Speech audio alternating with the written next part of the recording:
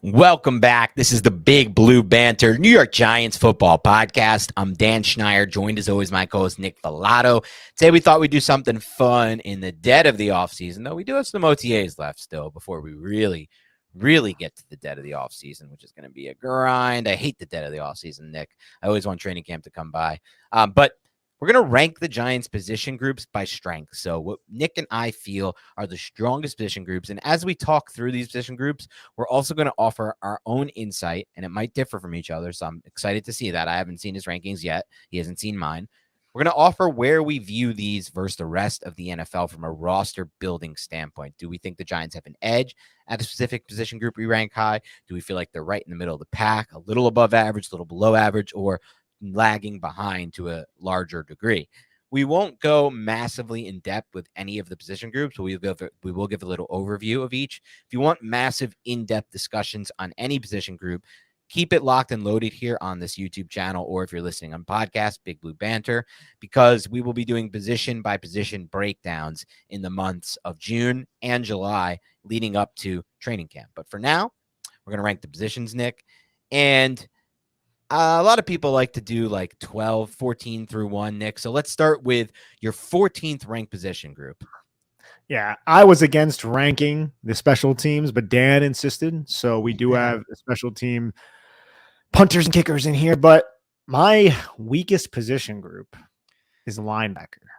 And that says something, Dan, because the Giants just signed somebody that I'm incredibly high on, somebody that I already feel like is embodying what it means to be a New York Giant in Bobby Okereke, who I think is going to take whatever the hell the Giants put out last year and completely revamp it and make it so much better. But despite that, who the hell is behind Bobby Okereke?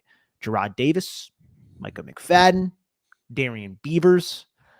We were hoping we get something from Darian Beavers, but that's definitely not a certainty. This is somebody who was a late day 3 pick who tore his ACL in the preseason. So we're not really 100% sure what we're getting from that. And I don't even know who the starter is going to be. It looks like it could be Gerard Davis. That's not necessarily something that I love in nickel personnel. So I think I still have a lot of concerns about the linebacker position, despite the fact that Bobby Okereke is, to me, probably one of the better players on the defense right now.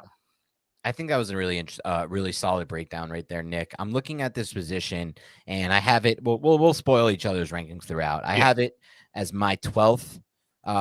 So remember, we broke up into 14 different position groups. They were 12th best for me, so third worst off-ball linebacker. And I'll start with the top, Bobby Okereke. I think it's important to note there are things I really like about Bobby Okereke's game and what he brings to this defense, but the Giants did not sign Fred Warner to their defense. They didn't even sign Tranquil. They didn't sign a lot of these. They didn't sign Logan Wilson to their defense. I think Bobby Okereke, personally, in my opinion, is a tier below those types of linebackers. And I'm sure I'm missing a lot of the best linebackers as well. I'm not going to go through every single one. What he's going to bring to this defense is sideline to sideline playability. The Giants lost a lot last season on pin and pull concepts, on power gap. He's going to help a lot with that. He's going to make sideline to sideline plays in the passing game as well. He's going to play with incredible amount of effort. Like you said, the football IQ is high, the work ethic and effort level, those are all going to be high things. Inside the box, I don't think he's a next level linebacker. And in pass coverage, I don't think he's a next level linebacker either. Though I do think he offers a little bit more than people may realize, specifically in zone coverage. And I think he can offer some length to get in passing lanes. As a one-on-one coverage guy, I do not think he's offering them any kind of next level player. So you look at that, and I would probably qualify him, Nick, as a little bit above average type of player, maybe solidly above average, not elite. Not an elite tier. So then you think about what's after him. And what's after him, you already have a player at this position who's not, or you already have your lead player at this position who I don't think is elite, and I think you'd agree with that. And then after him, there's total question marks across the board for me.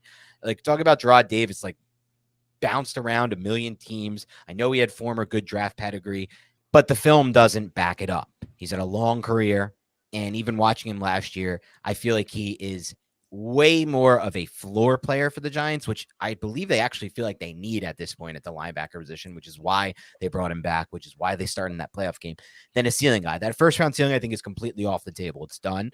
But I don't know if there's a floor, and this is why I think they care about this. I don't know if there's a floor with McFadden, to be completely honest. Like, he's okay moving straight forward. He's pretty much been a liability in pass coverage, and his awareness wasn't great last year either. I don't know if there's a floor with Darian Beavers. Every Giants fan in the world so excited about him. We're talking about a 6th-round pick who didn't really even play the position fully at the collegiate level, coming off a major injury and a surgery, and now we're just expecting him to have a floor. I don't think there's any floor there. Maybe there's a bit of a more ceiling with a player like Beavers and a McFadden or even a Jared Davis, but there is not a floor there either, just like with McFadden.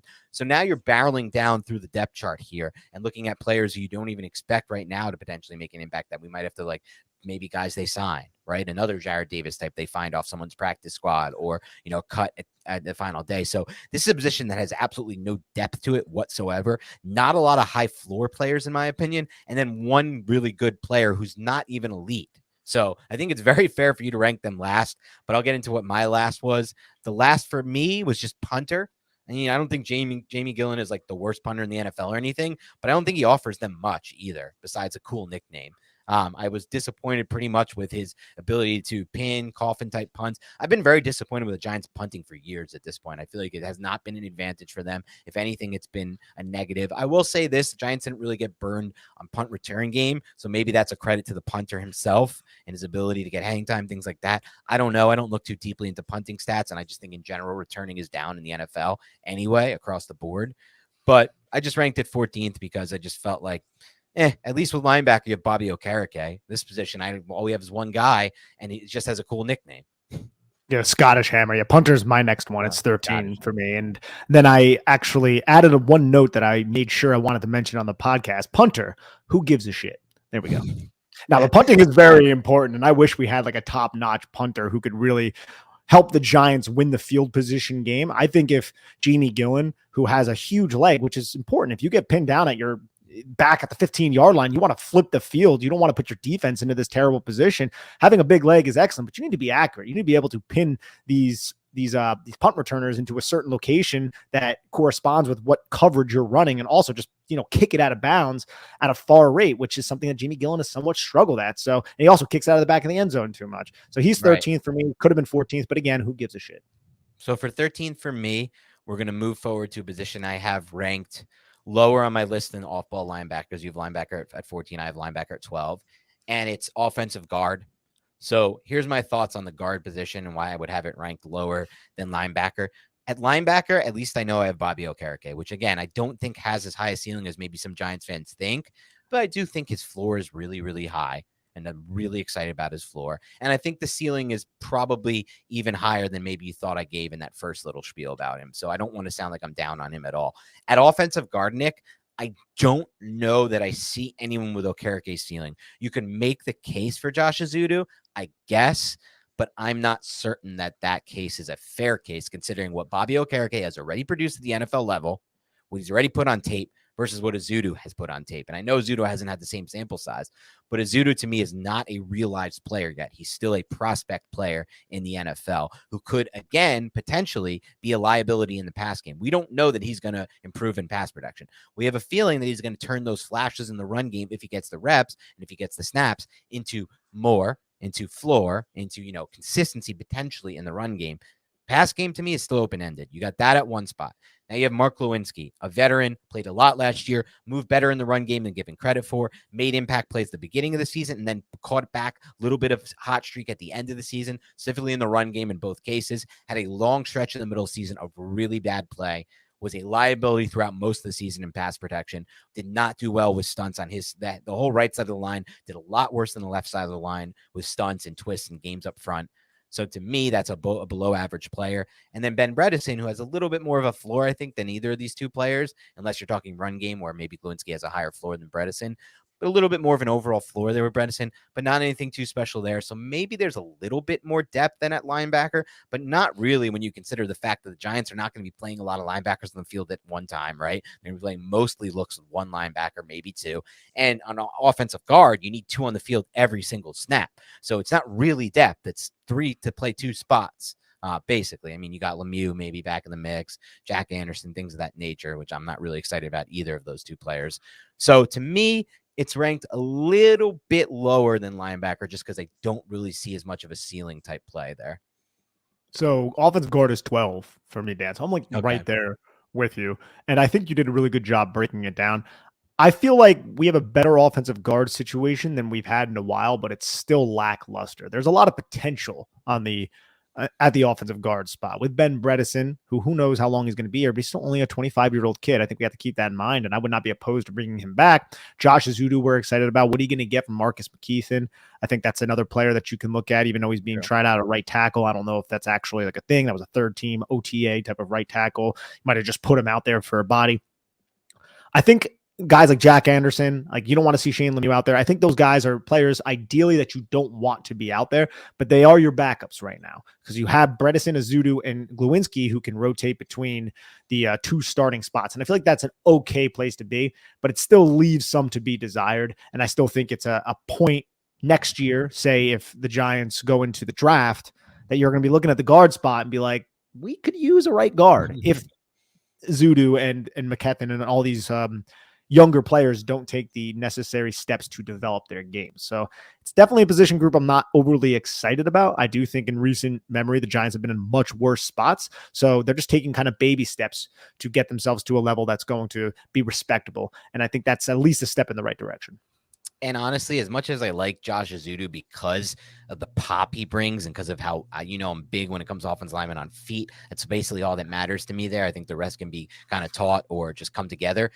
I still think there's an opportunity. There's a non-zero chance that we could be looking at this team next offseason being like, we need a left guard and a right guard potentially if he just doesn't have progression this year and things start to continue to kind of drag down or he gets injured again. Because at that point, you don't want to count on somebody coming off 2 injuries. So I don't feel settled at all here versus linebacker. I at least feel like Okereke is going to be there for a while. All right, my 12th was linebacker. Let's get to your 11th.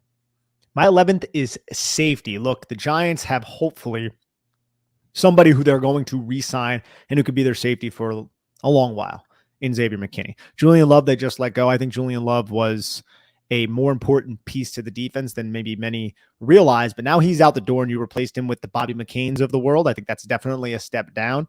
You have Dane Belton, who you drafted in the 4th round. You want him to take the necessary steps forward to earn snaps, but that's definitely not something that we necessarily think is going to happen. Nick McLeod, I'm counting him as a cornerback. Then you have Jason Pinnock, Javarius Owens, Trenton Thompson, Alex Cook is an undrafted kid. They brought him from Washington. So you're really looking at Xavier McKinney and you're like, I feel good about that. He can be the green dot wearer. He'll be out there for every snap. Xavier McKinney's good in run support. He can blitz if you ask him to. He can play single high. He can do really anything that you ask him to. And I still think there's a lot of meat on the bone that we haven't necessarily seen thrive yet, if that makes any sense at all. But like, he's a player who in Patrick Graham's defense going back to 2021 had those 2 interceptions against Las Vegas. You saw real huge flashes and you started seeing the mental mistakes that we saw earlier in his career. Because remember, he missed almost his whole rookie season.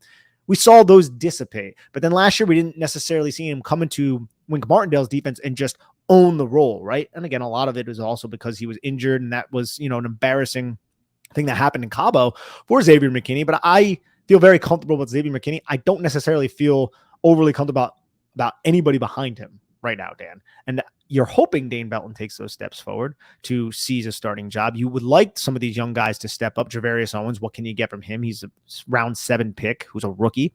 Bobby McCain, not overly exciting, but I think he's somebody who can be annoying and harassing at the catch point, not necessarily somebody you like in terms of run support at all.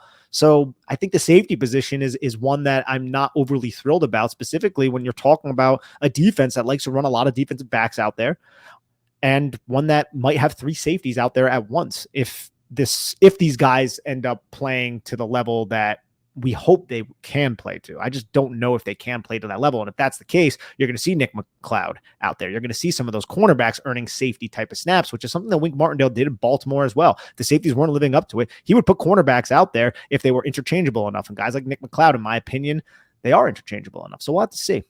Yeah, I love the breakdown you had. I think it was on our last podcast about Nick McLeod's really impressive missed tackle rate. He did not miss. He missed 1 tackle. You said we think it was in that final Eagles game, which leads me to believe he does have an opportunity to potentially take over one of the safety spots or just like be a rotational type piece you can play at safety. It's a really interesting position. It comes in at 9th best for me. So you have it 11th. I have it at 9th, just a little bit higher. The reason I view it very similar to the off-ball linebacker position, a position with 1 really good player and almost no depth behind that player. Now, at least at safety versus linebacker, which I think you can make the case as to why it should be ranked maybe a little lower for me, would be the Giants use a lot more safeties than they use linebackers, which is weird. It's not like most, you think of a traditional defense playing on Madden. It's like, well, there's usually 3 linebackers on the field and 2 safeties or something like that, but just the NFL is just not that way anymore. It's so much nickel and dime and sub packages that it's like you are using safeties, especially the Giants and what they did last year, more than your linebackers. So that kind of comes into mind as maybe something I should have considered a little more. But the real difference maker for me, Nick, is that I feel confident in saying I think McKinney is a much higher ceiling player than Okereke. I like Okereke, liked his tape. Again, I'm not trying to knock the guy, but McKinney at his best, as you mentioned, some of those moments with Patrick Graham, even last year, some of those moments, you talk about the playoff game against Minnesota when he makes a big play to come down in the box and stop TJ Hawkinson on the play when you need it. And I think in a second year in the system, he's just going to take off because he was asked to do so much in year one. They can ask him to do fewer things and focus on the things he did well. I think he's been very unlucky with the injury, Xavier McKinney. I know it's not, someone's going to hear this, Nick, and be like, it's not luck. He went to Cabo and he went on an RV and he injured his own self. I get it. It's not luck. It's stupid. He did that, whatever. But regardless, it's still bad luck. Like, luck is relative. Like, it's still unlucky that he was that day, his RV went the wrong way and he really injured himself. Just to break it to you guys, we don't know if we have any confirmation on this, Nick, but I'm sure it's the case. There were other Giants on RVs that day, right? Or whatever they're called, not RVs. ATVs. ATVs that day. RVs, big ass man. There are other guys on ATVs that day. Like, not cooking meth, okay? McKinney was the one that got, exactly. McKinney was the one who got, and we'd have way bigger problems. McKinney was the one who got injured, but there were other guys doing that. And there have been other guys who have done this throughout history. Like, it's unlucky to have gotten injured. So I just feel like watching him play, what he offers is a little bit higher ceiling. So I had safety at 9. My 11th position, Nick, is center, where the Giants seem likely to play John Michael Schmitz from the start. He's already working with the ones. I just have this opinion of offensive linemen as they enter the NFL, especially the interior guys, more so than the tackles, because I feel like we've seen some really good tackle play in recent years. Rashawn Slater, I'm blanking on a few. Tristan Wirfs in his first year. There's been others throughout. They just kind of hit the ground running, and they look great already. Orlando Brown, just immediate impact players at tackle. Yeah. Interior, I feel like takes a little bit more time. Can't make as much of an impact. It's more of a team game in there. It's more reliant on the players around you. And I just don't know for sure that John Michael Schmitz is going to be an impact player in year one right now. And they have absolutely no depth behind him. So what I'm looking at is another no depth position like safety and linebacker, which are low on my list. And in addition to being a no depth position, I'm looking at, and you don't need so much depth. I get it. It's a onesie position, but in addition to no depth position, I am not so certain John Michael Schmitz as a rookie is going to be an impact player. I'm not so certain, to be honest with you, Nick, he's even going to be, an above average player. I think there's a chance he could be average. I think there's even a bad, a range of outcomes. I don't think this is going to happen. My guess is he's going to have an average to above average season. That's my final guess as of now, my quote unquote bold prediction. But there's a non-zero chance within his range of outcomes that he could be bad in year one, because it's hard to transition to the offensive line playing from the Big Ten and going over to the NFL level. And especially because the matchups suck for him. He's playing in a division with a lot of really big and talented interior defensive linemen. So I think we could look at this thing at the end and be like, this is a weakness in year one for him. And so for me, or for the Giants right there. So I ultimately put it low on my list at 11. I have it at 9. And I think you're right. And I haven't mentioned my 10th yet. And I'm going to attempt to proselytize you to come to my side, because I believe you have this position group a little bit higher. And my 10th is edge. Now, center is at 9. I think you bring up a lot of good points. It's a onesie position. I think he will struggle, but I think long term, you're going to see the development throughout the season that's going to make you feel comfortable enough for him to be your starting center moving forward. In terms of edge, love Kayvon Thibodeau, love Azeez Ojulari. Azeez Ojulari has not proven that he can stay healthy. Kayvon Thibodeau, I think I want to see a little bit more from him. I think we will see that. But if another injury befalls Azeez Ojulari, who, remember, fell to pick 50 in the draft because he had knee injuries. Now, does that have anything to do with the injuries that he suffered throughout training camp and into the season last year? Maybe it does. Maybe it doesn't. But if he is not healthy, who the hell is your second edge? You can say Jihad Ward. We know Jihad Ward has his early down role. Guy doesn't do anything for you in terms of rushing the passer. Who are you putting out there on third down if Azeez Ojulari cannot stay healthy? O'Shane Ximenez? That's where we're going right now, since the Giants just brought him back. It's not a great situation. And I did not think that I would have edge this low at 10 because the Giants spent the first round pick, top 5 on Kayvon Thibodeau. They spent second round pick in 2021 on Azeez Ojulari. We're talking about Tamon Fox and Haba Baldonado as players who are going to be earning snaps, possibly as pass rushers on third down if there is no Azeez Ojulari. I get he's there, but can we confidently say that we are relying on him this season? I don't know if I can confidently say that. So I have edge at 10, and I do believe that's low, but maybe there's a little bit of just the importance of the position creeping into my mind and the concerns that I have with the health of Azeez Ojulari that's bringing this down a little bit. I just think that if Ojulari isn't healthy, man, the Giants could be in a spot where it's like we need to add another edge rusher, somebody else who can at least compete for the passing down role, because Jahad Ward isn't necessarily that guy. And then you have O'Shane and 2 undrafted dudes who are going to try to rush the passers. It's just a concerning spot for me. Yeah, this is our first big difference in our rankings of the positions. You have edge down at 10. I have it all the way up at 5. And I know the reason why, because we are on the same page when it comes to this team not having a lot of depth at edge. But to be quite honest, as I look through the rankings, I don't really see much depth anywhere on this roster, with the exception of wide receiver and the interior defensive line. Like, cornerback, maybe, but not really. Not NFL depth. Yeah, you have 2 potential stars there, or high end guys, but no depth. I don't, in my mind, at least, just because corners, I feel like you need like 4 to have depth. That's just like, I'm very big on like a ton of corners, but you got more depth than they did last year. They have more depth than last year, which is good. And tight end, you can maybe make the case that they have somewhere. So depth is not really something I see anywhere on this roster, particularly besides interior defensive line again. But the reason we differ here, I think, is the injury front and the expectations for Azeez Ojulari. I think that's what it comes down to. So I take it back to last year with Azeez, right?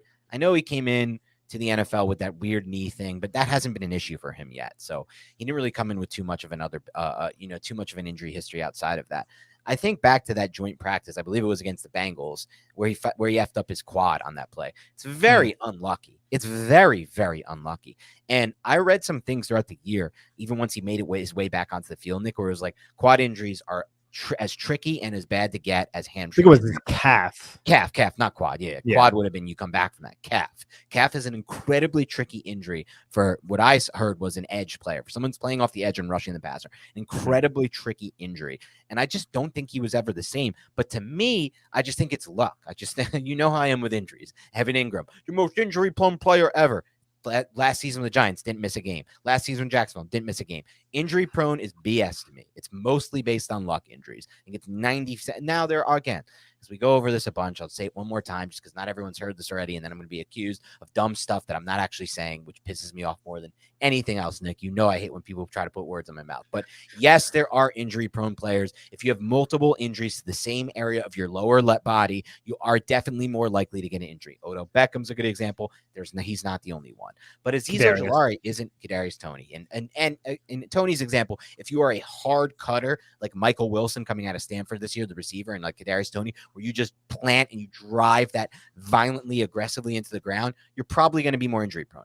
None of these things really apply to Azeez Ojulari. He doesn't have a long injury history of injuring his calf year after year, right? Like, this is not something that's happened to him. It happened last year. It was really unlucky. I think there's a good chance he just makes it through this year completely fine. That's my personal opinion. I'm very low on his injury likelihood.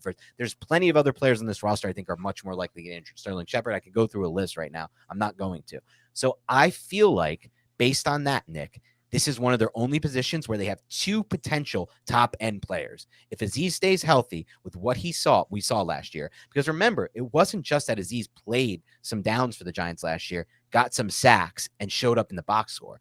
When we broke down the film, Nick, I remember you specifically saying, I see something in his edge bend this year on tape that I hadn't previously seen from Azeez Ojulari. Yeah. And he showed that on film despite playing through a calf injury, having that nag them the whole year, never being 100%. And he added that to his repertoire with his offseason training, with his technique, with his work, and with just essentially the body of work he put in to become a better pass rusher. So I think there's a really good chance they could get top-end play out of Azeez. And I already love the floor with Kayvon Thibodeau. I think their ceiling was there at times with him. He made multiple game-changing plays. He won them the Washington game as far as I'm concerned, which was their biggest win of the season by far. They don't have that. They don't make the playoffs. He my opinion, basically won them the Baltimore game with a sack force fumble that I know was whatever the end of the game, but I thought it was basically a game-winning type play. So he still has some flashes. He's just to turn that into more consistent big-time plays. So this is one of the positions why it's ranked so high for me, because I see the potential for two really impact players there with Azeez and Kayvon Thibodeaux. I know there's no depth. Again, there's no depth anywhere on this roster, really, besides interior defensive line. So for me, I look at it and I'm like, across the roster, I don't know if I see two impact players anywhere else. Maybe you could say, oh, tight end, we love Bellinger, but you're not going to get those guys on the field every snap, Bellinger and Waller. You have the chance to get Azeez and Ojulari. No edge plays every snap, obviously, but on the field for 60, 70% of your snaps, two high-end players, I think there's upside there.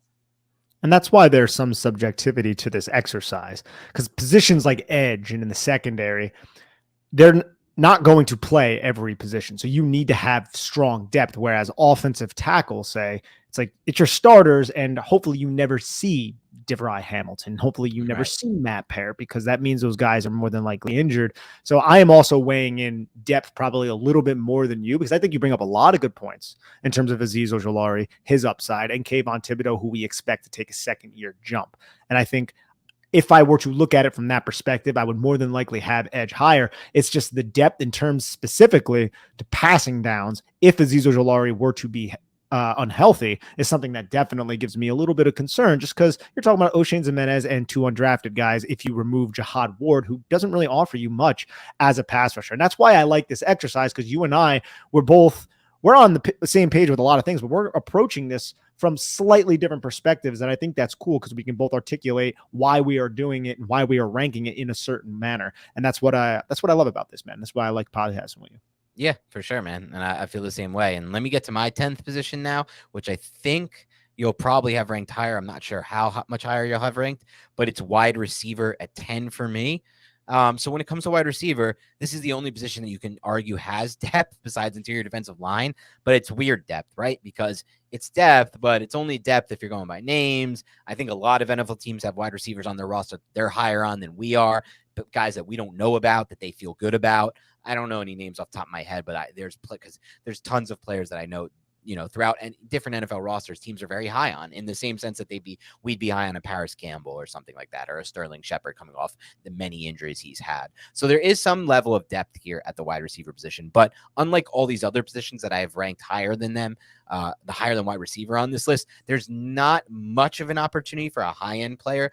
I feel like Isaiah Hodgins has 1B-ish type potential, but that's not the same potential I see with Xavier McKinney. It's not even quite the same potential I see with a Bobby Okereke, though I can argue that maybe I should have altered those positions and put wide receiver. No, I have wide receiver higher than off-ball linebacker, so I'm fine there. Actually, I take that back. But so I just look at this position, and it's like a lot of depth.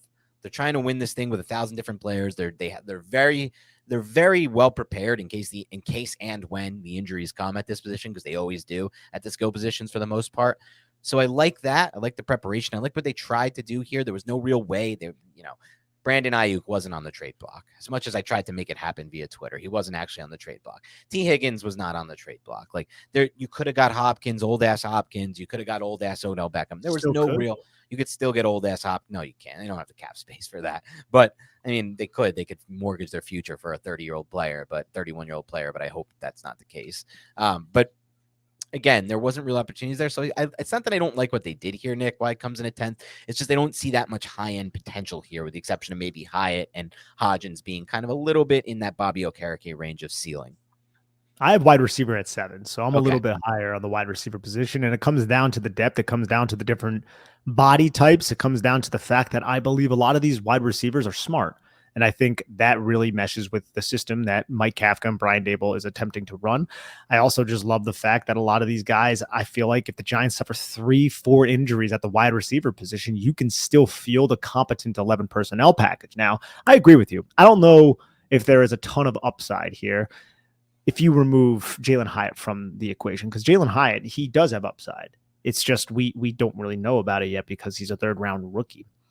But I do believe the players that are here make me feel comfortable enough to say that this Giants team has enough talent at the wide receiver position to where they can mix and match, play different defenses in a certain style, a certain way, and they can allow real competition to happen throughout the year and throughout training camp that can earn certain wide receivers playing time because there's enough of them there. And a lot of these guys can be interchangeable. They can play outside. They can play in the slot. A lot of them are slots, but if you would add Colin Johnson into this equation and he starts to compete, Bryce Ford Wheaton into this equation, he starts to compete. You're like, oh, wow, we have 3 legitimate big wide receivers who can play on the outside, play on the backside. Maybe you could have Darren Waller as a number 3 with one of those guys on the backside for 3-by-1 sets. I think there's a lot of flexibility with the wide receiver group. So that's probably the primary reason why I do have them at 7, but I do wish there was that certain number 1. It's 3rd and 6. You need to play. Who are you going to? They don't really have that wide receiver right now, but they do at least have somebody on the roster who fits that role in Darren Waller, who is a tight end, obviously. Yeah, that's a fair breakdown. And it's definitely a position where we're both higher on it than the consensus. I know that. I just also, I want to keep it in perspective that I don't want to overrank them, for me at least, just because of the way I'm doing these rankings. And I want to stay consistent with that, which is a focus on ceiling as well as potentially the floor there.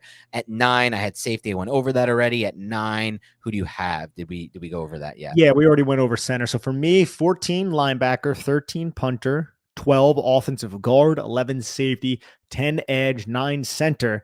And then I had wide receiver 7. So 8 for me is quarterback. I like Daniel Jones. I think Daniel Jones has proven to be a starting quarterback in the NFL that does not make you want to just absolutely abandon your team. I think he is a competent quarterback who is growing, and he has suffered through a lot of turmoil, several different coaching staffs, several different offensive coordinators. And with Brian Dable, and this, I mean, it's not like they gave him a vote of confidence to begin the year last year. They didn't pick up his 5th-year option with Joe Schoen and Brian Dable. And guess what? He goes, takes his lumps through training camp, shows the mental fortitude and the toughness to get through all of those trials and tribulations. He ends up starting, makes a couple mistakes in the Titans game, and then he just hits the ground running. They utilized his legs. I feel like he really proved a lot last year, and they showed him as much by repaying him, giving him $40 million a year, at least 2 years on that contract. He'll be a New York Giant. It was a 4-year deal, though, in total. And I look at Daniel Jones and I'm like, hey, I think if he takes the necessary steps forward, i.e., throwing with anticipation, really processing the defense when it's not something that he expects pre to post snap, same things that we said last year. I feel like he did that, I would say, adequately last season, but it's still something that I think we could see a little bit more growth from, limiting just dumb mistakes that we still saw a little bit last year. I think Daniel Jones can be somebody who might be in the argument to be a top 12 quarterback. He has a ceiling to be even higher than that due to his athletic ability, and he has a functional arm and all of that. It's just there's still some things we need to see from him. Just attack the field side and by the sideline, man, outside the numbers. I don't know why you did not do that last year. He barely did that last season. So that definitely needs to be something. You need to attack every inch of the field, make the defense defend every inch of the field. So I have them at 8. I think Tyrod Taylor is a solid backup too to throw him in there. I like Daniel Jones, but I'm still waiting to see if he can actually be that guy that the Giants can trust, give him another contract after this one. He still has some to prove, in my opinion. That was an excellent overview, Nick, of Daniel Jones in the quarterback position. We didn't plan this beforehand. We just kind of came up with our rankings on our own to kind of see. It's always more fun to do it that way. I also had quarterback at 8 for me, right in the middle of the pack here for the Giants here out of 14 positions, 8. Not quite in the middle. I guess 7 would have been there. You could go either way, as one being the middle, the other not being the middle. But with Daniel Jones on this front, he was actually, in my opinion, when you factor everything in, probably closer to top 12 than top 15 or 16 last year. So he's a little above average, I thought, last year relative to the rest of the NFL at quarterback. I think you went over a lot already with Jones. I'll kind of simplify it for me a little bit. I want to make sure this season so I think there's a big range of outcomes for Jones this season. I think if I look at all of these position groups, with the exception of maybe center with John Michael Schmitz, there might be the most room to grow in these rankings at quarterback. Like there is the opportunity for us to end this season and quarterback is 2, 3, 1, 4.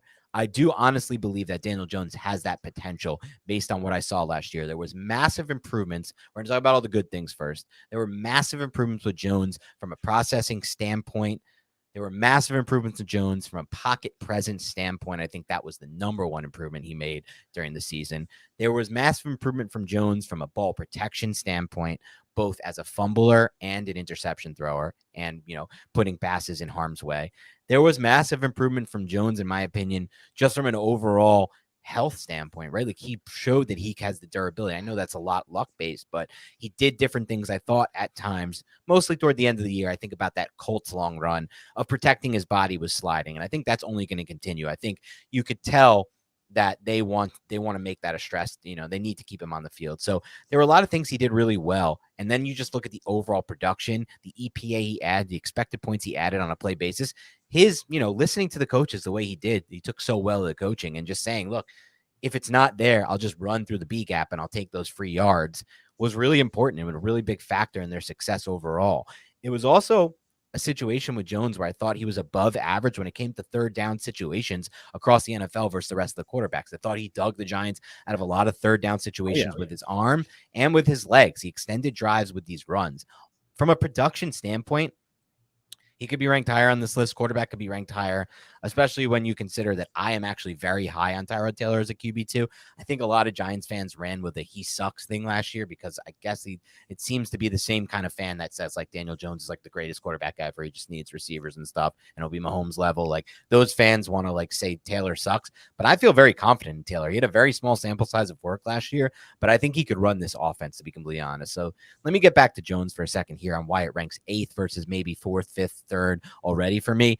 I think there is still that concern in the back of my mind, Nick, that it was a very robotic season for Daniel Jones. It was still a bit of a concern to me that the offense was a lot of predeterminate like he had in the past.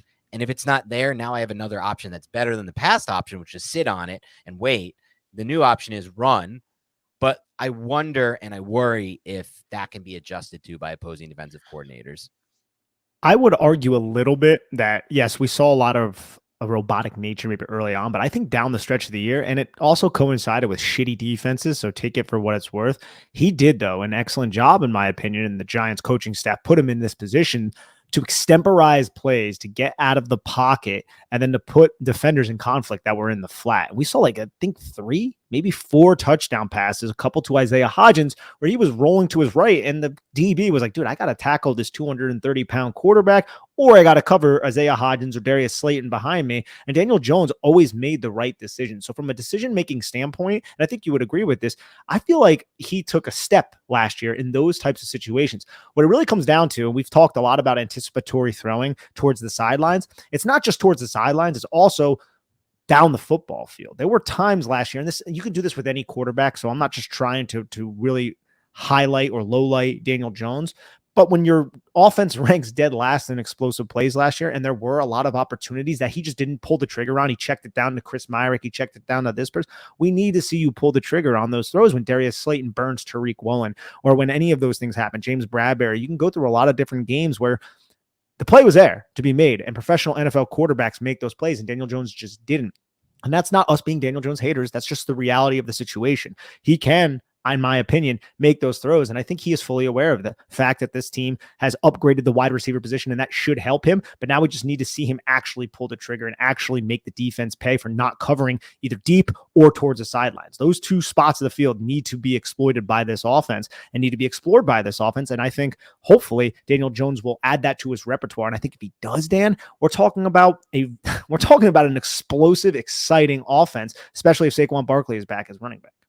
Yeah, for sure. And I think you did a good job of breaking down, because this is another area I thought he did much better of last year. The number one area improvement by far was pocket presence. And I think everybody realizes that, even if you don't watch our tape and follow this kind of coverage. I think just anyone who watches Giants games could have pointed that out.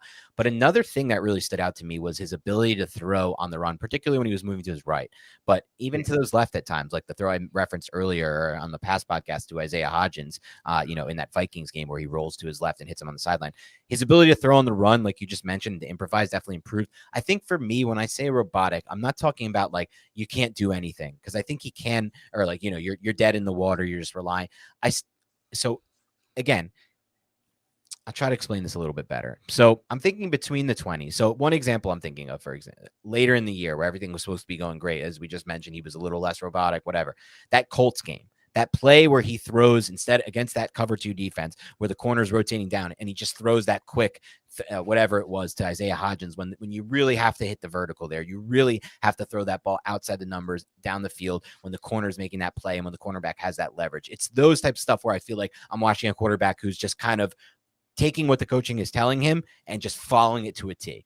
I want to see a quarterback still who is going to go not outside the coaching, but yes, outside the coaching. At times you need to go outside of what that predetermined first read, what the coaches tell you this should be there. And if not, you take the B gap, you run to kind of hit those big plays, those plays down the field, those plays outside the numbers. It's not always just going to be clicking for you. At times it did, like that Slayton touchdown against the Jaguars. It clicked, right? He got the coverage he wanted. You saw him when he snapped that football. Yes, he held the safety with his head, but he knew the whole time he was throwing that vertical down the sideline to Slayton for that touchdown against the Jaguars. Similar to the switch release plays to Richie James and Hodgins. He got the look he wanted. He made the throw. He could think he can still do that when he makes the predetermined read before the snap that this is going to be an outside throw available. What I need to see more of is when there's not an obvious outside throw, but then it surfaces after the snap. It's not there before the snap, but it surfaces after the snap. Yeah.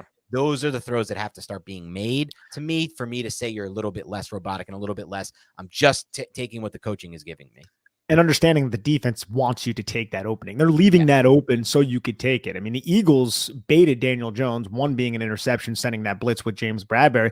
But also there were a couple plays similar to that one where Isaiah Hodgins was running a deep, I think number 2, I think he was the number 2 receiver, meaning he was the inner receiver, out route, and the cornerback was just sitting on it. And he threw the football because it looked like he was open, but the cornerback wanted him to do that. But if he wanted to throw to the one was open up the sideline. So the defense also wants you to throw these quick hitting passes. They know that's what the offense is about. Get the football out of your hands. So sometimes you have to realize what the defense is trying to do. And you can tell that by safety rotation sometimes, or just how the cornerback is playing, the leverage, or if he is sinking, or if he is in his back pedal, or what have you. So those are areas of the game that I feel like Daniel Jones can improve on. But I'll say this, dude, and I know you agree with this.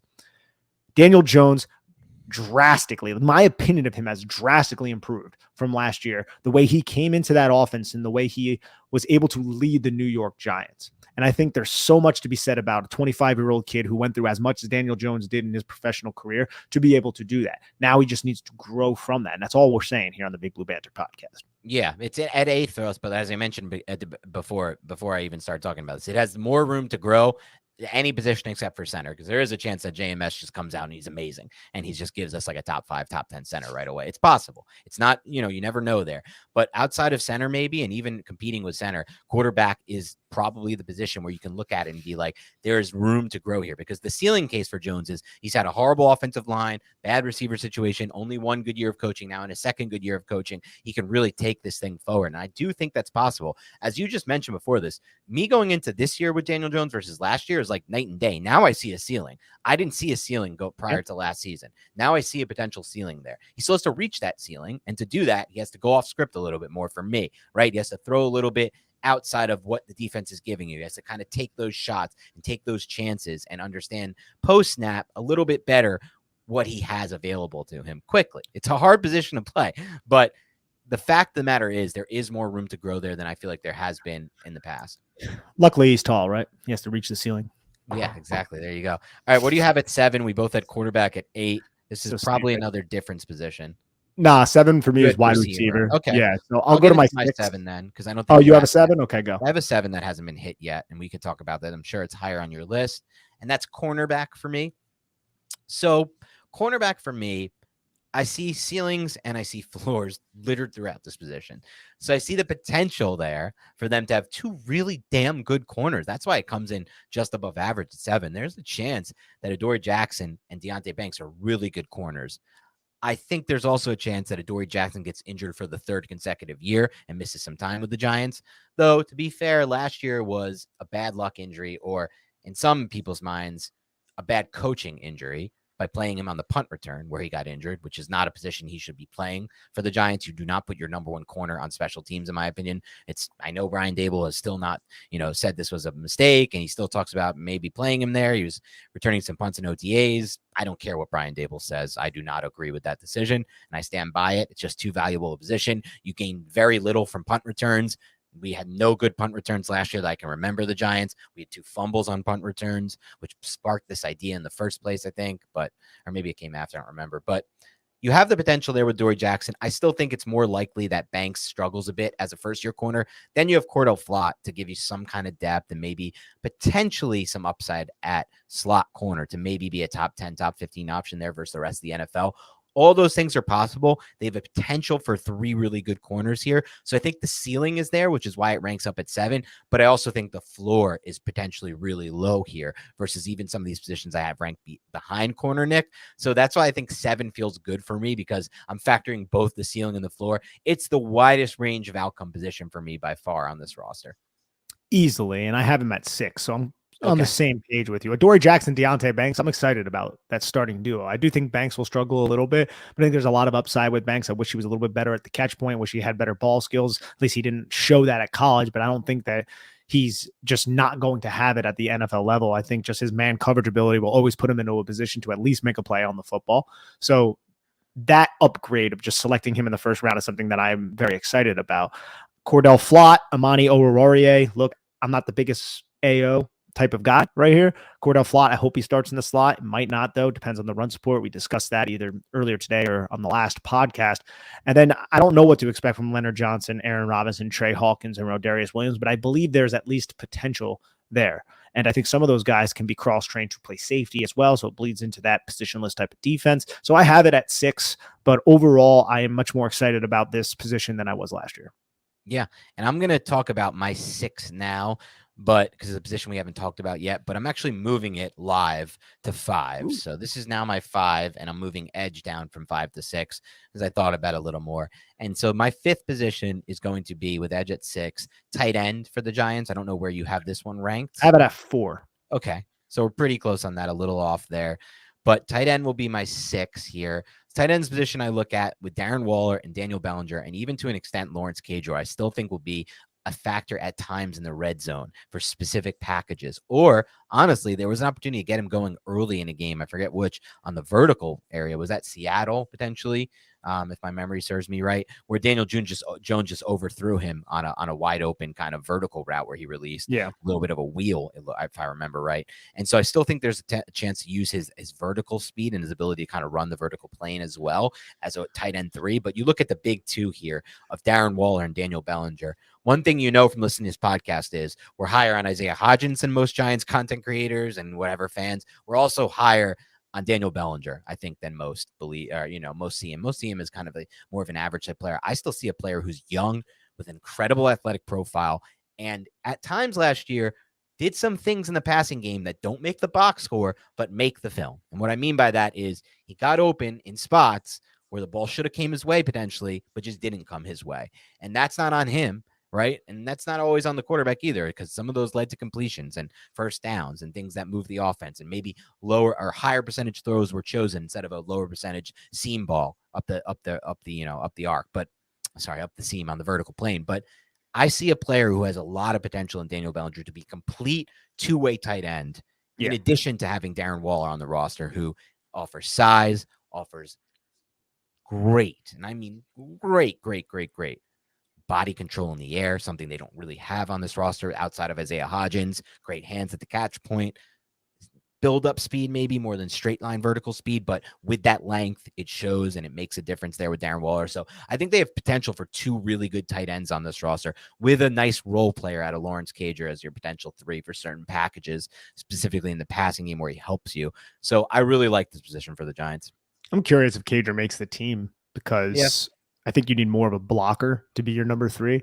And I'm not really certain about the 13 personnel, and I have tight end at 4, but the 12 personnel package, if healthy, is excellent in my opinion, with Darren Waller, who isn't the best blocker, but Daniel Bellinger I think he has the potential to be a very good, possibly a top 10 type of blocker at tight end, which says a lot, because there are guys who have no receiving profile, who are just basically small offensive linemen out there. But Daniel Bellinger was a good blocker at tight end for a freaking rookie. And that's not even to bring up all the things that he offers as a receiver. So I look at this and I'm like, if Darren Waller is healthy, which is an if, he has top 2 potential in terms of the entire team, maybe top 3, Dexter Lawrence, Andrew Thomas, Darren Waller. I think you can make that argument. Saquon Barkley too, but it's at least in the conversation. But if he's injured, I still am comfortable with the Giants 11 personnel package with Daniel Bellinger. It's just a 12 personnel package. I start to get a little like, oh crap, what the hell are the New York Giants going to do? So I do wish they had maybe one more competent tight end who they could slide in there. Like even like a maybe like a Chris Myrick, who's not on the roster right now, I don't believe, a player like that who can offer something as a blocker. But right now they have Dre Miller and Ryan Jones, two converted players. Dre Miller was a wide receiver in college, undrafted. Ryan Jones was at Oklahoma as a linebacker, and he came over, played tight end at ECU, and now he's on the back end of the roster. Tommy Sweeney, I like his effort, but that's really all I like about him. And then Lawrence Cater. So I do wish they had one more body, but I do have him at 4 because there is a ton of upside here. And you can play 90% of your snaps only having one tight end out there if something were to happen to a player who has dealt with injuries over the last several seasons in Darren Waller. Yeah, and I think that's all fair. And I think looking at this a little bit more historically, I would say that this is as confident as I've been about both the floor and ceiling at the tight end position than they've had the Giants since 07 with Shockey and Kevin Boss. Shockey got injured, I believe, in the second half of the season at some point. Maybe I'm thinking week 12 or 13, and then Boss came in and took over. It's a similar type situation to me. Obviously, Shockey and Waller are completely different players. Shockey was a great blocker. Something people didn't realize about Shockey. I don't know if all Giants fans realize how good he was as a blocker. He was the rare two-way tight end who was a great receiver and blocker. Waller's obviously not that, but Waller offers more in the passing game, in my opinion, than Shockey did in 2007 at least. And then Bellinger and Boss, to me, very similar type prospects, both two-way type guys. Boss had to learn blocking and got really good at it fast, had the body type, had the frame for it, and then also offered something on as a receiver there for the Giants. Made probably one of the biggest plays in that 07 Super Bowl in the passing game there. So very similar feeling to how I had in 07, where I was very confident about the position and in general feeling very good about it. So that's comes in at 5 for me. Did we skip over anything with you at 6 or 5? Well, 6 for me was corner. Okay. So 7 wide receivers, 6 corner. 5 for me was kicker. So we have Graham Gano. Graham Gano is a very good kicker. End of analysis. And then I had tight end at 4. I have kicker at 4 here. A little bit more analysis. Don't need to go too deep into it, but I just feel like Graham Gano, man, very good kicker, also a very clutch kicker. When we've needed big field goals, he's come through. If not, honestly, I can't remember. I think that every time he's come through, which is an insane rate. Maybe he's missed one that we needed. The Giants needed one time. Which one was it? I can't remember exactly the situation, but I remember he missed a kick. It wasn't like a game winner or anything like that, but we're like, holy shit, he missed a kick. What the hell? Yeah. And it was like a very makeable one as well. And that goes to show how good he is. Like a case could be probably made that he should be that we should have him at 1 here or 2. Honestly, if we're not ranking on positional importance here, which we're not trying to do in this exercise. So I'll put him at 4, but very excited about having him on the roster. Just a clutch ass kicker. Maybe not even the biggest leg, but big enough and makes everything we need. What do we have? So that's 4. I'm wondering if our top 3 is the same. It has to be, right? We've done every other position. Oh, I know that, but I'm saying like in the same exact order. Oh, okay. So my 3rd is offensive tackle. And the reason why is you have 2. Obviously, Andrew Thomas is one of the best offensive tackles in the league. So that just skyrockets it up the board. Evan Neal, the potential is there. We have not seen it yet. I think it's safe to say that he had a letdown season. So for me, the fact that we haven't seen him really seize that role and prove, hey, I was worth a top 10 pick, brings the offensive tackle position down from arguably number 1 to number 3. So that's kind of my rationale as to why it's not above the other 2 position groups that we have not gone over yet. We have a little bit of different order for these top 3, not too different. I think we're going to probably end up having the same one. I'm not sure though, but offensive tackle came in at 2 for me. So my basic analysis is I think the Giants at this point have the second best left tackle in the entire NFL in Andrew Thomas behind Trent Williams. Their case can be made that he could take the jump to be ahead of Williams this year. A case could also be made that a few of the people who are probably in that top 5 range could jump Thomas at any point. Whatever, I don't know, but he's insanely young and was unbelievable last year. So I look across this roster. I think the best player by far on the roster is their left tackle. So for that reason alone, I boost the position. And then I go over to the right side, and you know that I am just probably leaning a little bit too heavily on upside type stuff and ceiling over floor here. But I feel very good and confident, Nick, that Evan Neal is going to be a much better player in 2023. I think a lot of 2022 was just simply put, he got injured. He never got healthy. He tried to play through it regardless because he's a tough dude.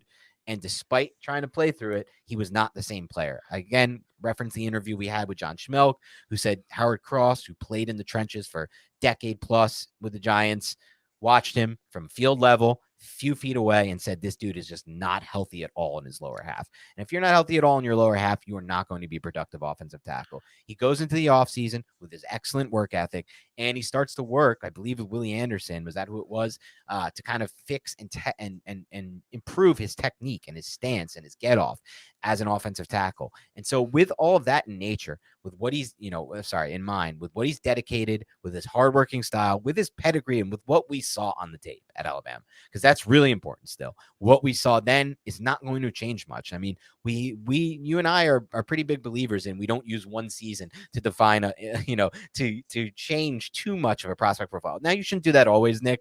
Like Clyde Edwards-Helaire is a very good example. Not that I was high on him to begin with, but like you could tell immediately that the NFL game, the difference in speed from the NFL game from even playing in the SEC at LSU, the NFL level, made all the difference in his ability to be an effective player, in my opinion. Like things aren't as fast at the SEC level at LSU. And that made it like he got through those holes, right? He hit the crease. He made those plays. At the NFL level, those creases closed fast, and Clyde Edwards-Helaire was an ineffective player. So I still think that you shouldn't go fully on your offensive value, on your college valuation to the NFL, but you have to weigh it heavily because there's more makes than misses as far as not using 1 year to define a player. So for Evan Neal, I see a very good outcome for him coming in 2023. I couple that with what I think is the best or the second best left tackle in the NFL, and so it ranks 2 for me. The injury is only one aspect that may have held Evan Neal back. The second aspect would be just I'm a rookie tackle getting used to the speed of the game. We saw that with Andrew Thomas. The third aspect, and arguably the most important aspect, or the most impactful one, I should say, is he played 3 different positions in college. He had no continuity playing just right tackle. He played right tackle, I think, to start his college career, if I'm not mistaken, and then he went to guard. Maybe he started at guard, and then he went to right tackle, and then he went to the left side. He jumped around a lot, is what I'm getting at. And I think the lack of continuity on one side affected his effectiveness overall in terms of just being a good football player. And it wasn't the most disastrous rookie season, but it wasn't good. But now that he knows he's on the right side, he has an offseason to work on his craft, he is healthy, I think we will see that second-year jump that we're hoping for. Doesn't mean it's going to be perfect, but I do believe in Evan Neal as well. I also think the depth, I wish we had a stronger swing tackle, but Tyree Phillips, you could do worse than Tyree Phillips. Matt Parrott being that second depth piece, you could do a lot worse than Matt Parrott as your swing tackle. Maybe McKethan, maybe. Hamilton's still on the roster as well. Zudo, so if you need him to. Corey Cunningham, Josh Zudo, Bobby Johnson. I don't know. Just keep throwing the names out there. But I love the tackle position. But I did have them at 3. You had them at 2. So I'm guessing your 3 and my 2 is running back, right? Correct. Yes, we could just flip that. For me, Saquon Barkley has arguably top 3 upside as a starting running back. We're going to go under the assumption that he is on the team. Obviously, if he was not, the running back position would be down there with linebacker more than likely, although I do like Matt Breida and I do like Eric Gray.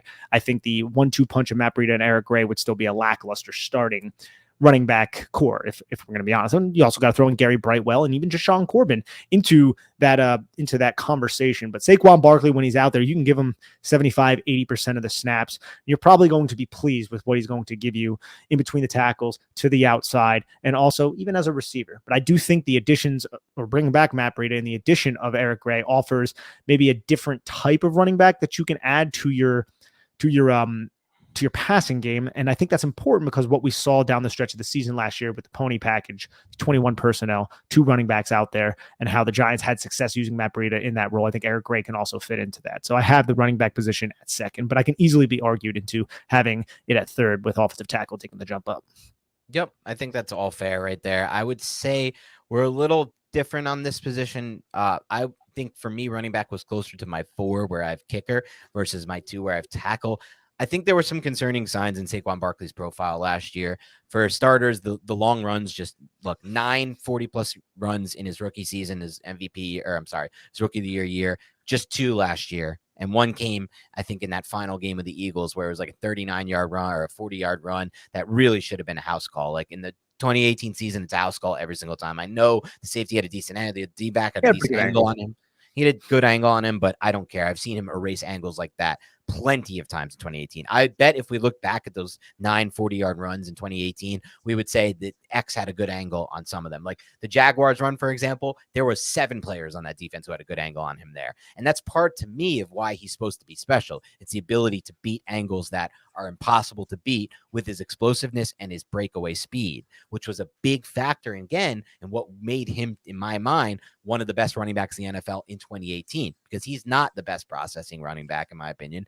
And he's not a really good route runner for a running back either, which you get with some of the other quote unquote best running backs, Eckler, McCaffrey, good route runners, explosive speed, or just great processing with players like Nick Chubb and Dalvin Cook and great vision on that front. So I don't think he's aging as well as others do. I don't think he was as effective last year as others do. He had a long stretch of the season last year where he was ranked well below the rest of the NFL as far as rushing yards over expectation. He had a stretch where he was above it too, but he had a stretch where he was below it.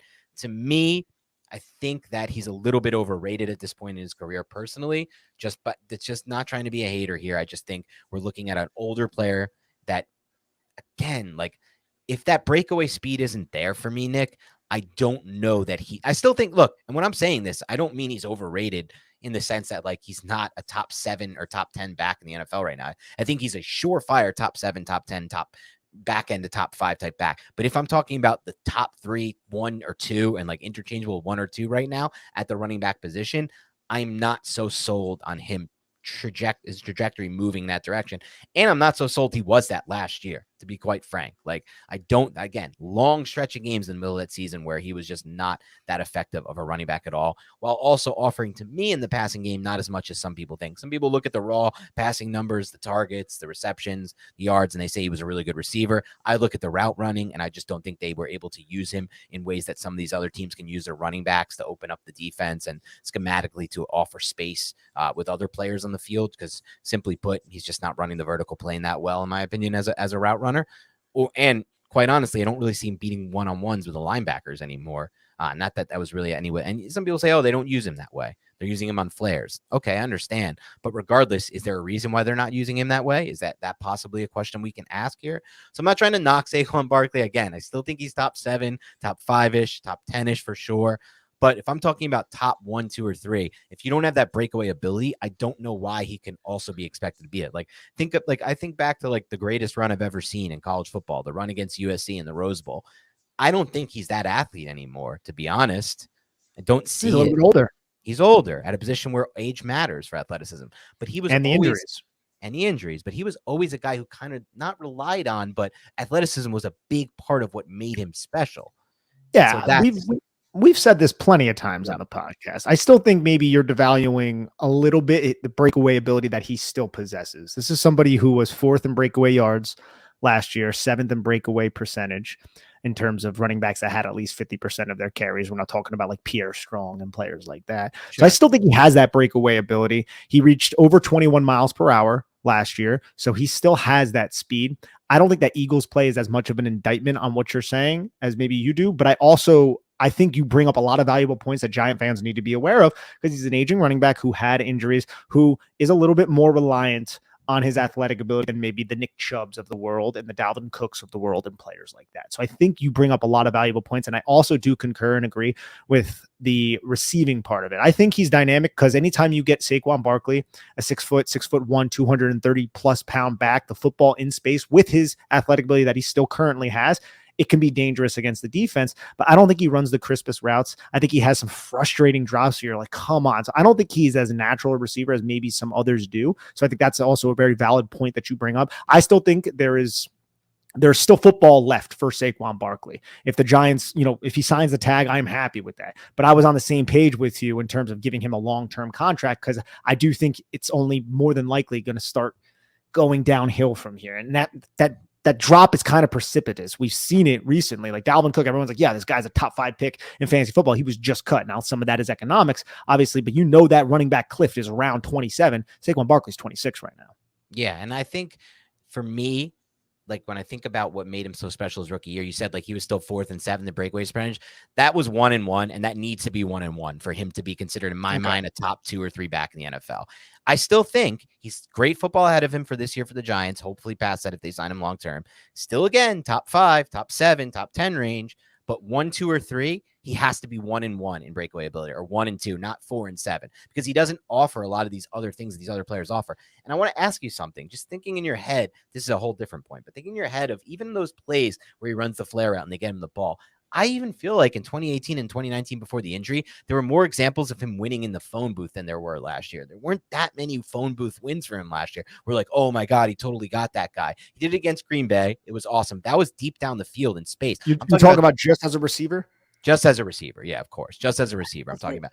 And there weren't as many examples of him like running into contact and like breaking contact like he did against the Bears before his injury and like he did in some of those games early in his 2018 and 2019. So I think he's a little bit less of and I think he's more of a physical runner, which is the weird part. And it might just be the coaching saying, get vertical, stop bouncing. And he listened well and he took well. But as far as the physical nature of it, I don't see him as a same kind of physical player personally in space, and the same kind of phone booth misser and phone booth force miss tackle guy in space either.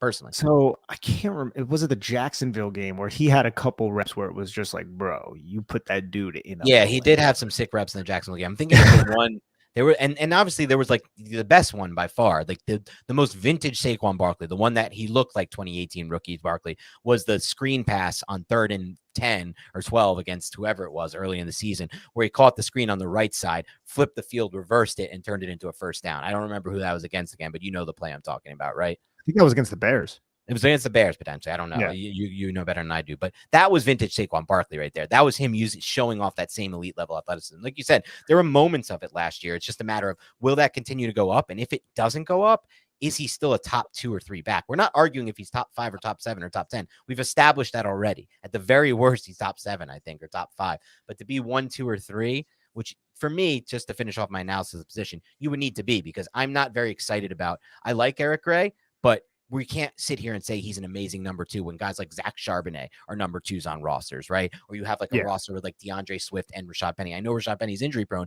but he's a better player than Eric Gray when he's on the field. And so it's like, past Barkley, I don't feel like the depth is perfect there. And then with Barkley, I'm not so sure we're top 3 or 2 anymore there. I think we're more top 5, top 7 there.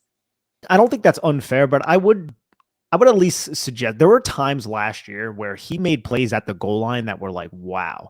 Like there was the play. Love his short yardage. You're right. There's him jumping over the pile. Like he did that several times, or jumping over defenders, like incredibly athletic. You think it's 2-point conversion, like that was blown up. That was bad. And then Saquon saved it. And there was also the play in the playoffs against Minnesota, the second rushing touchdown that he had. Like he willed his way into the end zone there. He was stopped. The linebacker hit him at the line of scrimmage and he willed his way into the end zone. I don't think we're too far apart on this, Dan, but I still see a lot of value in Saquon Barkley for this season. But again, like he's already 26, and the injuries and all the stuff that we've talked about over the last year, essentially. And we both think that because we have it at 3 and 2. It's not like, just so people understand the context of this. Yes, like, if I didn't think that he was going to be valuable this year, I would put this position at 12 or 11 because I don't really love Eric Gray, Brightwell, and Breida. I think they're good, but not relative to the NFL, at least. Exactly. So it's like, still Barkley is the leader here. Still, I think he's top 5 or top 7 at worst. It's just a matter of, is he 1, 2, or 3? Because I know I have 1, 2, or 3 with Andrew Thomas for sure this year at left tackle. I know that for a fact. And one more thing that I'm really excited about, just because the Giants added all these explosive weapons, now we get to see Saquon Barkley with explosive weapons around him, with Darren Waller, with Jalen Hyatt, if he can take the step. So that's something that I'm like, defenses cannot just focus on 26. And I think down the stretch of last season, defenses stopped focusing so much on 20. They definitely still did. He was definitely still the most explosive and dangerous weapon that defensive coordinators needed to worry about. But Daniel Jones started making teams pay so much. They're like, bro, we got to focus on 8, not just because of his arm, but mostly because of his legs and what he was doing with his legs. So adding those explosive weapons can open up more space for Saquon Barkley to exploit. Yeah, and I don't want to underrate Barkley's impact too, because we heard today Darius Slayton was discussing the offense, and he's like, I don't really care about my stats. In the end, this offense still runs through Saquon Barkley. He said something along the nature of those lines. I believe it was Giant Insider. You can find who tweeted that out. But he's right. This offense still is running through the running back position. It did at large points of last season. I know we had some stretch run where it was more quarterback based, but it was still Saquon Barkley in the long run there. So now let's get to the final position, number 1 on both of our rankings.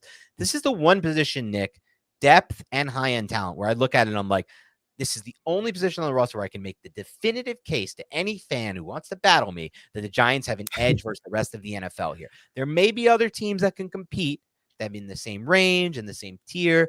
You can make the case they're a little bit better than the Giants. I make the case they're a little worse, whatever it may be. But no matter what, this position group is in the elite tier among NFL teams. The Giants have both top-end talent and depth, and of course, that's interior defensive line.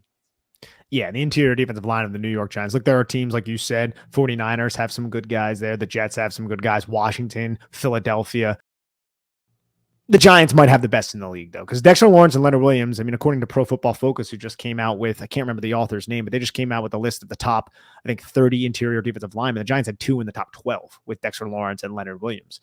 And that's not even to say Nacho and A'Shawn Robinson. Like, A'Shawn Robinson and Nacho are both starting interior defensive linemen, and they're probably going to start in the Giants base. So you could say, yeah, they're starters, but like, you add them to other teams, they might slide in and be their interior defensive lineman 1. That's how deep the Giants are here. So I'm very excited about it. And it wasn't even a question. It was like the first thing I did. I was like, obviously it's interior defensive line is the top. The reason I think it's not only number 1 for the Giants here, the clear cut tier 1, number 1, but also maybe the best in the NFL is I think you could say that Dexter Lawrence is the second best interior defensive lineman in the NFL behind Aaron Donald right now. And I think it's a fair thing to say, despite some really good players across the NFL, specifically Jeffrey Simmons and Chris Jones, because we think back to the tape, man. And I don't think there was a more important player on the Giants roster last year than Dexter Lawrence, because almost every single game he won our defensive MVP on film. He was dominating players. He was dominant as a pass rusher. He made big plays in big moments. The Green Bay game, the play he made there, it saves the game. And there's plenty of others. He was great against in the run. He was everything you want him to do. He was complete, dominant, elite player last season. And it's not just like by name or by like, oh, this guy's great, this guy's bad, amazing, elite. It's like you look at the film and he was by far and away the best player. Yeah. So then you also have the option, for upside at least, of Leonard Williams playing all of last season, pretty much, through an injury that debilitated him big time, and still never having played with this version of Dexter Lawrence next to him, which could open up a different area of Leonard Williams' game from a reduction standpoint that we haven't seen at any point, even his most productive season with the Giants, where he racked up sacks. And I know, he had some seasons with the Jets in the past where he was good in the film, not good on the box score. This could be his best season by far if he stays healthy, playing next to this version of Dexter Lawrence. That's the 2 big names. Then you have A'Shawn Robinson, who I think they could have some packages we haven't even really discussed yet that I'm really excited about this year. Like, one thing I'm excited to see, Nick, is Dexter Lawrence over the nose, over the center, and then Williams and A'Shawn on the field at the same time. And then you have your 2 edges. And then I'm just like, this is a nice looking defense. They should be able to stop the run. We'll see. We should be good against the run, especially if Okereke is making the plays. I think he can make sideline to sideline. But just to have A'Shawn Robinson as your D tackle 3 is probably best in the league, I would think, at this point, if not top 5 at that DT3 type position. I think a healthy Leonard Williams next to Lawrence could be one of the 5 best second D tackles in the NFL. So now you're like top 5. And then Nacho as a 4 is probably one of the better ones there too. So I just think across the board, from a depth and overall talent standpoint, they're really looking good on the defensive line.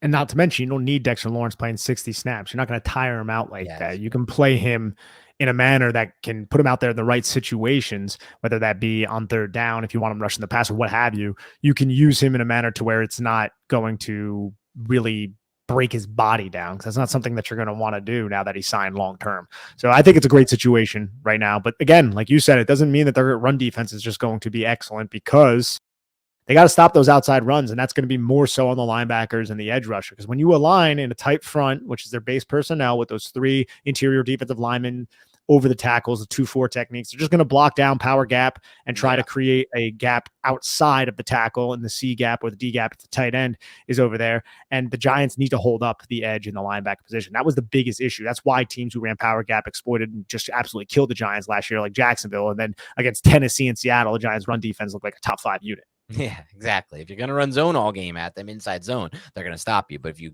negate the interior defensive lineman, which teams can do schematically, like you just mentioned, it's still an issue, and we'll find out what happens there. But that's not for this podcast, for another one. All right. Thanks, everybody, tuning in to the Big Blue Banter podcast. Keep it locked and loaded. If you want to help support us, make sure you subscribe on YouTube. You hit like when you're watching a video. Don't just watch it. Hit the like button. Subscribe on iTunes or Spotify. Make sure you download there. And that's all we'll ever ask of you. So have a great rest of your week, and we'll talk to you soon.